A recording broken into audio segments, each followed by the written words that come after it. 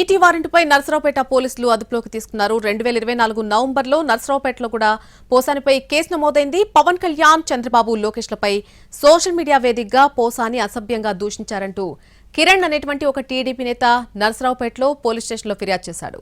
దీంతో పోసానిని పీటీ వారెంట్పై అదుపులోకి తీసుకున్నారు. రాజంపేటలో సబ్ జైల్లో రిమాండ్ ఖైదీగా ఉన్నటువంటి పోసానిని వైద్య పరీక్షల తర్వాత నర్సరావుపేట పోలీసులు అదుపులోకి తీసుకున్నారు. సాయంత్రం 4 గంటలకు పోసానిని నర్సరావుపేటకు తీసుకొచ్చే అవకాశం ఉంది.